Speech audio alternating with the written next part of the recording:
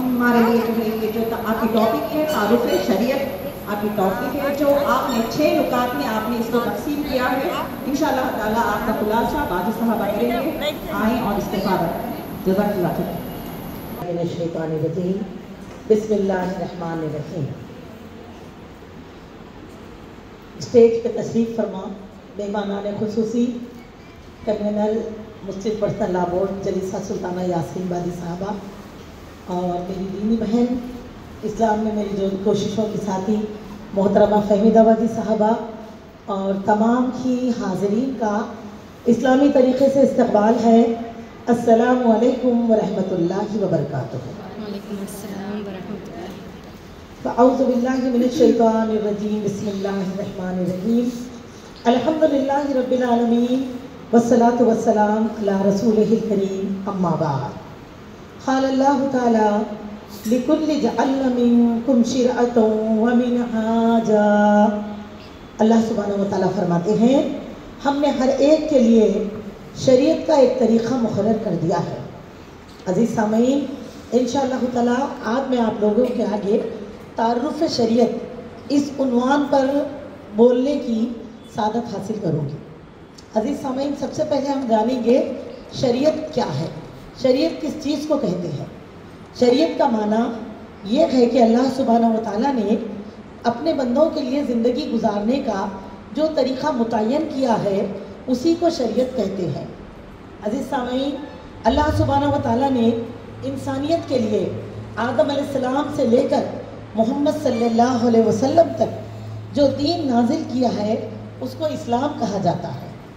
और अल्हम्दुलिल्लाह, जैसे कि अल्लाह ताला का फरमान है इन्ना दीन इंदल्लाहिल इस्लाम, और कि तमाम अनबिया इकराम आदम अलैहिस्सलाम से लेकर जितने भी अनबिया इकराम मोहम्मद सल्लल्लाहु अलैहि वसल्लम तक आए, तमाम का दीन इस्लाम ही रहा है, तमाम का दीन एक ही रहा, बल्कि शरीयतें मुख्तलिफ रही हैं। अल्हम्दुलिल्लाह, यानी कि जितने भी अनबियाओं ने दावत दी सब एक ही दावत दिए, कुल ला इलाहा इल्लल्लाहु तुफ्लिहून, और यही दावत हमारे नबी मोहम्मद सल्लल्लाहु अलैहि वसल्लम ने भी दी है। शरीयतों के मुख्तलिफ होने का माना यह है, देखिए जैसे हम कुरान मजीद में सूरह माइदा में कुर्बानी के ताल्लुक़ से पढ़ते हैं कि आदम अलैहिस्सलाम के ज़माने में उनके 2 साहिबजादों ने हाबिल और काबिल ने कुर्बानी का एहतमाम किया। तो वो वक्त की कुर्बानी का जो हमें खुलासा मिलता है कि वो आतिशी कुर्बानी, यानी कि उन्होंने कुर्बानी करके अपने असबाब ले जाकर एक चट्टान पे रख दिए, एक आग आती है जिसकी कुर्बानी कबूल होती है उसे गायब कर देती है जलाकर, तो इसको बोलते हैं आतिशी कुर्बानी, सोख्ती कुर्बानी भी कहते हैं इसे। तो ये था। अब हम कैसी कुर्बानी देते हैं? कुर्बानी करने के बाद अल्लाह का हुक्म यह है फ़कुलू मिन्हा वातिमुल खानिया वल मुअतर, तो हम खुद भी खाते हैं, रिश्तेदार पड़ोसी को भी खिलाते हैं और मिस्कीन और मोहताज को भी ज़रूरत पूरी करते हैं। ऐसे ही आप देखेंगे कि नमाज का मामला, अहले किताब के वक्त में दीगर अनबियाओं की उम्मतों ने नमाज जो पढ़ी है वो 2 वक्त की नमाज हुआ करती थी, लेकिन हम क्या है 5 वक्त की नमाज पढ़ते हैं। इसी तरह रोज़े के लिए आप देख लीजिए कुरान मजीद में सूरह बकरा में रुकू नंबर 23 में अल्लाह ताला ने फरमाया या अय्युहल्लज़ीना आमनू कुतिबा अलैकुमुस्सियाम कमा कुतिबा अलल्लज़ीना मिन क़ब्लिकुम, ऐ ईमान वालों, अल्लाह ताला ने इस किताब में तुम पर रोज़ा फ़र्ज़ किया जैसे कि तुमसे पहले किताब वालों पर फ़र्ज़ था। तो इसी शरीयत पर रसूलुल्लाह सल्लल्लाहु अलैहि वसल्लम ने भी रोज़ा रखा। पहला हुक्म यही था। तो क्या तरीक़ा था कि इफ्तार के वक्त के बाद, मगरिब के बाद सोने से पहले तो कुछ खाना, तो फिर सोने से पहले ही कुछ खाना, सहरी नहीं थी उस वक्त। फिर अल्लाह ताला ने उम्मत मुहम्मदिया के लिए सहरी का हुक्म दिया, उहिल्ल लकुम लैलतस सियाम। तो इस तरह हम सहर और इफ्तार 2 करते हैं। तो इस तरह देखा, इसको कहते हैं शरीयत। तो शरीयतें में मुख्तलिफ रही हैं, लेकिन दीन तमाम अनबिया इकराम का एक ही रहा है। अल्हम्दुलिल्लाह, इसीलिए अल्लाह ने फरमाया इन्न दीन इंदल्लाहिल इस्लाम। अजीज़ दीनी बहनों, आखिरी नबी मोहम्मद सल्लल्लाहु अलैहि वसल्लम पर जो शरीयत नाजिल की गई वो अपनी आखिरी और मुकम्मिल शक्ल में आज भी मौजूद है, इंशाअल्लाह क़यामत तक मौजूद रहेगी। अजीज़ दीनी बहनों, दौरे हाजिर में तारुफ़ शरीयत, शरीयत के ताल्लुक़ से मालूम करना मिल्लत की, उम्मत की अहम तरीन ज़िम्मेदारियों में से और ज़रूरतों में से एक है। हमें यह इल्म होना चाहिए कि शरीयत हमें किस चीज़ का हुक्म देती है, किस काम से मना करती है, शरीयत में कौन सी चीज़ हमें किस तरह समझाई गई है। ये इसलिए भी ज़रूरी है क्योंकि अल्लाह सुब्हानहु व तआला का फरमान मुबारक है। अल्लाह ताला फरमाते हैं या अय्युहल्लज़ीना आमनू उदखुलू फिस्सिल्म काफ़ा। अल्लाह ताला इस आयत में तमाम उन बंदों को मुखातिब करते हैं जो ईमान लाए हैं। देखिए कुरान सबके लिए है, या अय्युहन नासु हुदल्लिन नास बोले अल्लाह ताला। ये हिदायत कुरान भेजा सभी इंसानों के लिए गया, लेकिन अहकामात कुरान सिर्फ उनके लिए है जो कुरान पर ईमान लाए हैं। चाहे वो नमाज देखिए, रोज़ा देखिए, हज देखिए, ज़कात देखिए, अल्लाह ताला यहाँ पर ये हुक्म भी कि इस्लाम में मुकम्मल तौर पे ज़िंदगी होनी चाहिए, ये हुक्म भी सिर्फ और सिर्फ किसको दे रहे हैं? ईमान वालों को, तमाम ईमान वालों को। अल्लाह फरमाते सब के सब मुकम्मल तौर पे इस्लाम में दाखिल हो जाएं। और फरमाया कि ये हुक्म यानी कि एक मुसलमान की ज़िंदगी के लिए ज़रूरी है कि उनकी पूरी ज़िंदगी इस्लाम के दायरे में होनी चाहिए, जो कि अल्लाह ताला ने उनके लिए मुंतखब किया है, उनके लिए मुतय्यन किया है। अल्हम्दुलिल्लाह अल्लाह का ये फरमान कि एक मुसलमान का ताल्लुक़ इस्लाम से जुज़वी नहीं होना चाहिए, यानी कि कुछ मामलात में तो मुसलमान जो है अल्लाह ताला के अहकाम को, मोहम्मद सल्लल्लाहु अलैहि वसल्लम के हुक्म सुन्नतों को पूरी बारीकी और ज़िम्मेदारी के साथ अमल में लाएं, और कुछ ज़िंदगी के शोबों में अपनी मनमानी करे या गैर शरई रसूमात का हिस्सा बने या दीगर समाजी क़वानीन को जो है फॉलो करे। ये चीज़ इंसानों के बनाए हुए क़वानीन को फॉलो करे। अजीज़ सामईन, इस्लाम में इस तरह की तक़सीम की गुंजाइश बिल्कुल नहीं है, बल्कि एक मुसलमान की पूरी ज़िंदगी इस्लाम के सांचे में ढली होना चाहिए। ज़िंदगी के हर मसले में वो इस्लाम ही को मशाल राह बनाए और कुरान और हदीस ही से उसकी ज़िंदगी गुजरना चाहिए मुकम्मल तौर पर। अजीज़ सामीन इकराम, हम देखते हैं कि हमारे खुद मुल्क में आप देखिए कई मज़हब के लोग रहते हैं। हम देखते हैं कि कई मज़हब के जो पैरोकार हैं जिनकी मजहबी ज़िंदगियाँ उनकी इबादत गाहों तक सिमटी हुई नज़र आती हैं हमको, जबकि आप देखेंगे ईसाइयत का भी ये नारा हुआ करता था कि खुदा का हक खुदा को दो, कैसर का हक कैसर को दो। इससे क्या पता चला कि इंसानी ज़िंदगी की तकसीम कर दी गई है कि कुछ मामलात में तो वो अल्लाह के हुक्मों का पाबंद रहेगा और कुछ मामलात और कामों में वो क्या करेगा, इंसानी क़वानीन की इत्तिबा करेगा। लेकिन अजीज़ सामीन, इसकी इजाज़त शरीयत ने बिल्कुल नहीं दी। हम देखते हैं कि अल्हम्दुलिल्लाह इस्लाम ने हमारी ऐसी रहनुमाई फरमाई है, जैसे कि सूद के मामले में आप देखेंगे जैसे मर्द और औरत का गैर शरई ताल्लुक़, शराब का मामला, या किसी मर्द और औरत का अपनी हमजिन्स से सिनफी ख्वाहिशात को पूरा करना, ज़ख़ीरा अंदोज़ी करना असबाब का, गरीबों का इस्तेहसाल करना, इस्लाम ने इस चीज़ों को सख्ती के साथ मना कर दिया है। और हम देखते हैं न सिर्फ इस्लाम बल्कि अगर हम मुशाहिदा करेंगे तो दीगर मज़ाहब में भी ऐसे बुराइयों को मना किया गया है।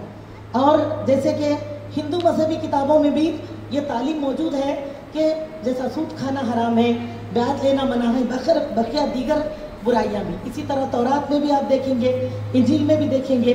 लेकिन ये बात भी हक़ है, कुरान मजीद में अल्हम्दुलिल्लाह जिस खुलासे के साथ अल्लाह ताला ने इन तमाम बुराइयों को मना भी किया और उसके नुकसानात से आगाह भी करवाया है। इसी तरह रसूलुल्लाह सल्लल्लाहु अलैहि वसल्लम की तालीमात अहदीस में इसको बड़ी तफसील के साथ वजाहत कर दी गई है। लेकिन हम देखते हैं आज के इस ज़माने में कोई कौम ऐसी नहीं है जिसकी ज़िंदगी में उनकी मजहबी तालीमात के साथ ज़िंदगी गुजारे, ऐसा हमको देखने में मिले।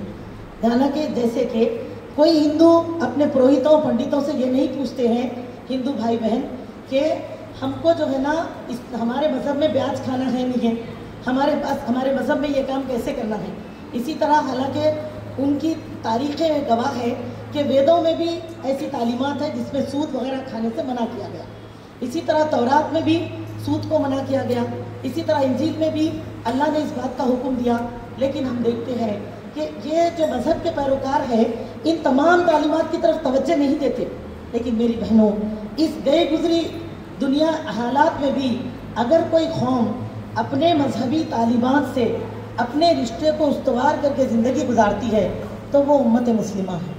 अल्हम्दुलिल्लाह अगर हम देखेंगे कि मुसलमानों के किसी भी दारुल इफ्ता यानी ऐसी जगह जहाँ से फतवा जारी किया जाता, दारुल इफ्ता कहा जाता है, ऐसी जगह हम जाएं और फतवा देने वाली कमेटियों से पूछेंगे या देने वाले लोगों से पूछेंगे तो पता चलेगा कि हर साल हज़ारों फतवे اس سلسلے میں آتے ہیں کہ کس شکل کا کاروبار کرنا مسلمان کے لیے جائز ہے، کون سا معاملہ یا کاروبار ایسا ہے جس میں سودی عنصر داخل ہے، کس طرح کے معاملات کرنا چاہیے، کس طرح کے معاملات نہیں کرنا چاہیے، اور ان تمام کے تعلق سے آپ کو ملے گا ہزاروں فتوے جاری ہوتے رہتے۔ اور اسی طرح اگر آپ دیکھیں گے کہ کوئی بندہ بے اتفاق اگر کسی غلطی کا مرتکب ہو بھی جائے انجانے میں، تو وہ بھی اپنی اس غلطی کو سماج سے چھپا کے رکھتے ہیں شرمندگی کے ڈر سے۔ اور یہ کس وجہ سے ہے؟ قرآن مجید کی تعلیمات کا اثر ہے، کیونکہ قرآن مجید نے اللہ سبحانہ و تعالیٰ نے قرآن مجید کے ذریعے سے دین اسلام کو عبادت گاہوں مسجدوں تک محدود نہیں رکھا ہے، بلکہ یہ ہماری پوری زندگی کا احاطہ کرتی ہے۔ اسی کو شریعت اسلام بھی کہتے ہیں، اور یہ ہماری شریعت ہے۔ اور اگر کوئی مسلمان کچھ معاملات میں تو اللہ کا حکم مانے، باوجود اس تعلیمات کے ہوتے ہوئے بھی اگر کوئی مسلمان کچھ معاملات میں اللہ کے احکام کو پوری طرح پابندی میں لاتے ہیں اور کچھ احکامات کے معاملے میں وہ اپنی منمانی کرتے ہیں، تو یہ تمام معاملے دین کے ساتھ ناانصافی ہے اور اللہ تعالیٰ کی حق تلفی ہے۔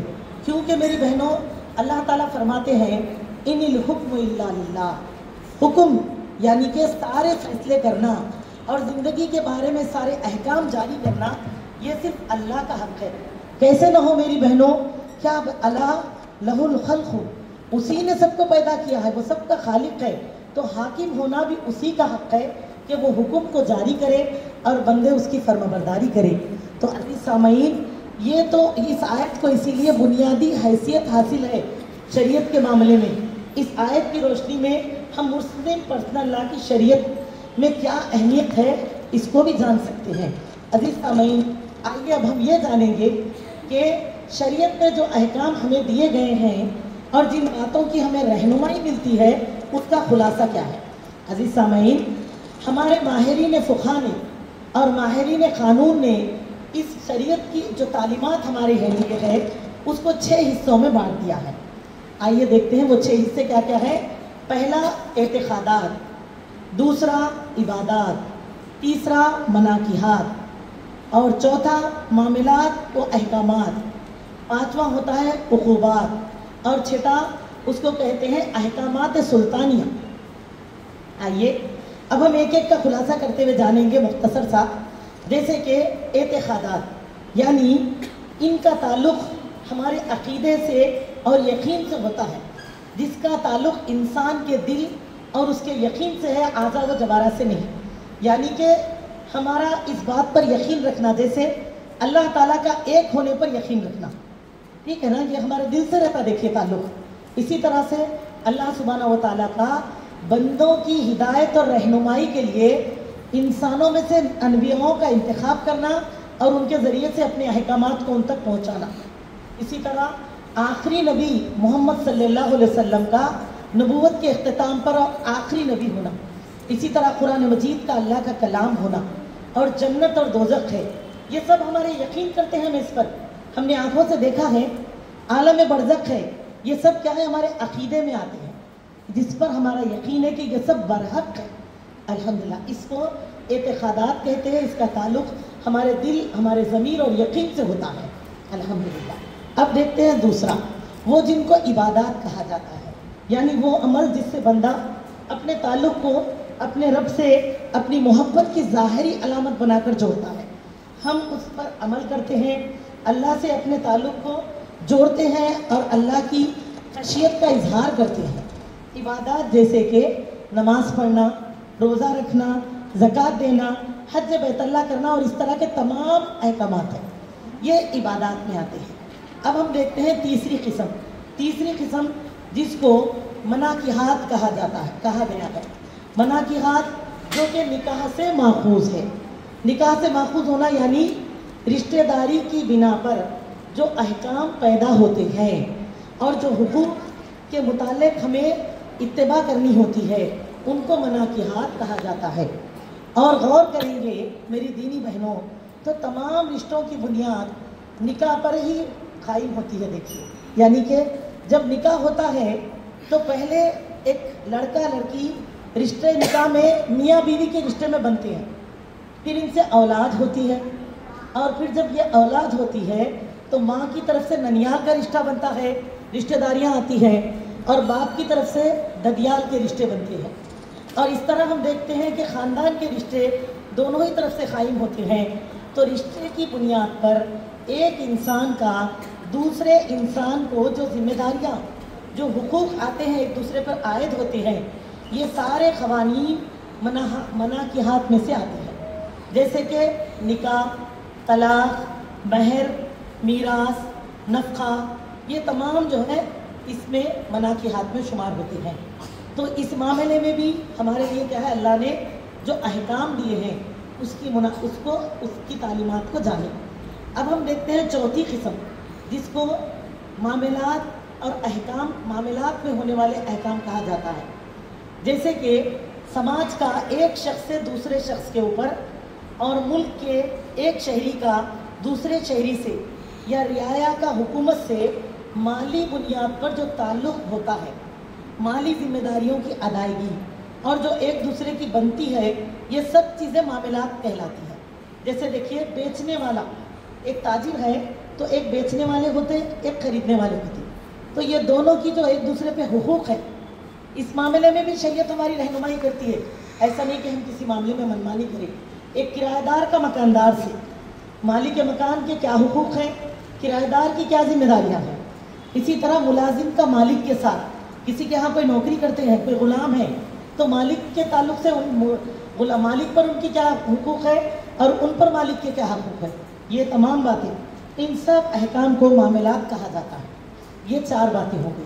اب دیکھیے 5واں ہے عقوبات. عقوبات یعنی جرم اور اس کی سزائیں، یعنی کہ کیا جرم کیا تو کس جرم کی شریعت نے کیا سزا مقرر کی ہے. جیسے کہ اگر کسی نے زنا کیا تو زانی کی کیا سزا ہے، کنوارے ہیں تو کیا سزا ہے، شادی شدہ ہے تو کیا سزا ہے. اسی طرح اگر کسی نے چوری کی ہے تو اس کو کیا سزا دی جائے گی، یا کسی نے کسی کا قتل کیا ہے تو اس کے لیے کیا سزا مقرر ہے. یہ ساری باتیں اس کو عقوبات کہا جاتا ہے. اب اس کے بعد آتا ہے 6th ون، وہ ہے احکام سلطانیہ.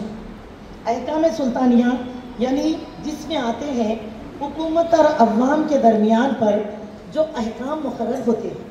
جیسے کہ قاضی کیسے مقرر کرنا ہے، عدالتیں کیسے بنیں گی، اور جو حکومت کے انتظامی قوانین ہیں، ان تمام احکام و قوانین کو کیسے نافذ کریں گے، ان سب کو احکام سلطانیہ کہا جاتا ہے.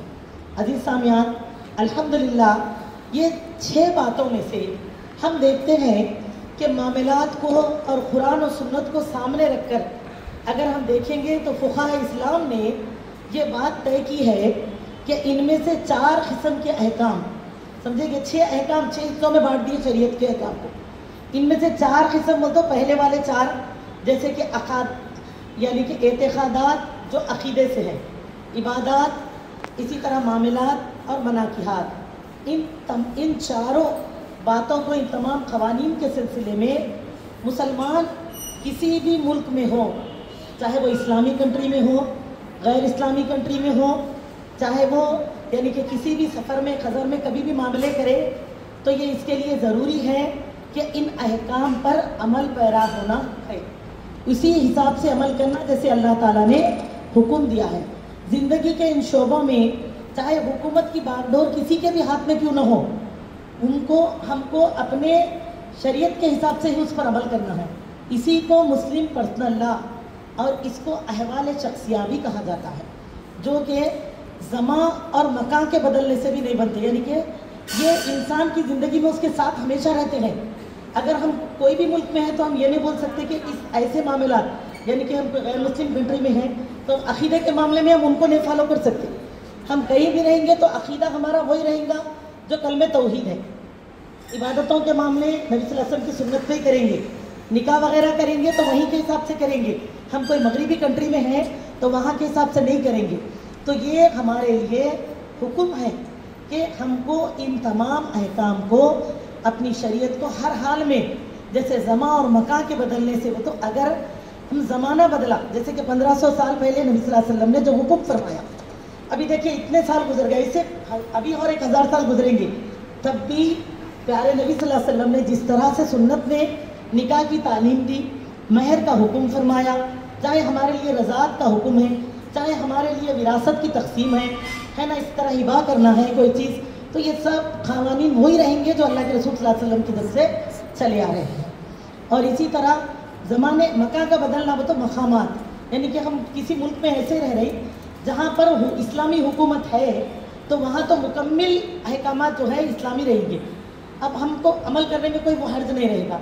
लेकिन अगर कहीं ऐसी हुकूमत है जिसकी बागडोर गैर मुस्लिम भाइयों के हाथ में हो, जैसे कि हम खुद अपने मुल्क हिंद के ताल्लुक से भी ले सकते हैं कि हम यहाँ रहते हैं, यहाँ इस्लामी हुकूमत नहीं है, लेकिन मेरी बहनों अल्हम्दुलिल्लाह हम यहाँ के अगर क़ानून को देखेंगे भी तो हुकूमत हिंद के क़ानून में भी यहाँ जमहूरी हुकूमत है और हर मज़हब के शख्स को, इंसान को अपने मजहबी ज़िंदगी के ख़ास मामला, जैसे इसको आयली क़वानीन बोलते हैं, हमारे ज़िंदगी के पर्सनल लॉ बोलते हैं इसको, तो इस मामले में अपने मजहबी तालीमात को अमल करने की हुकूमत हिंद ने भी खुली आज़ादी दी है अल्हम्दुलिल्लाह। इस मामले में हम पर कोई भी वो नहीं है रोक टोक कि हम इन अहकामात को हम यानी कि उन कानून के हिसाब से करें, जबकि क्राइम जैसा हिंदुस्तानी कानून के हिसाब से 2 लॉ में बांट दिया गया। एक जो है ना अखूबात और अहकाम सुल्तानिया, ये आते हैं हुकूमत की सरपरस्ती में।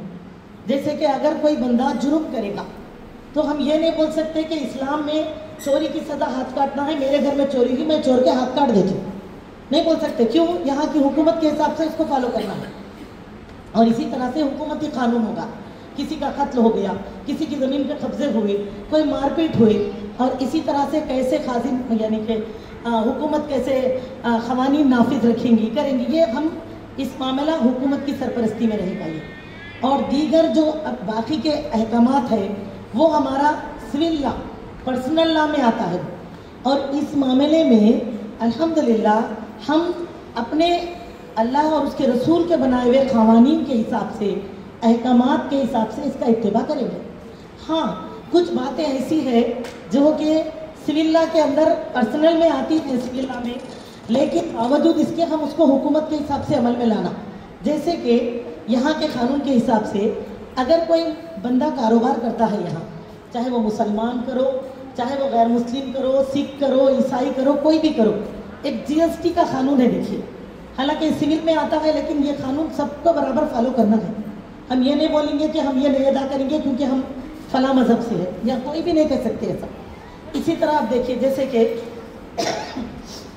हम रास्ते पे सफ़र करते हैं गाड़ी से, तो रास्ते में देखिए सिग्नल लगा रहता नहीं है ना, सिग्नल होते हैं, सिग्नल को रेड लाइट भी है, ग्रीन लाइट भी है, ऑरेंज लाइट भी है, लेकिन जब ग्रीन पड़ेगी तो सभी आगे बढ़ेंगे, रेड लगेगी तो सभी को रुक जाना है।